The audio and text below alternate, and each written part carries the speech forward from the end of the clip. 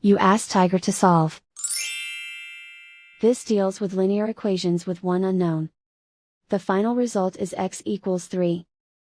Let's solve it step by step. Group all x terms on the left side of the equation. Subtract 7x from both sides. Group like terms. Simplify the arithmetic. Group like terms. Simplify the arithmetic. Group all constants on the right side of the equation. Subtract 6 from both sides. Simplify the arithmetic.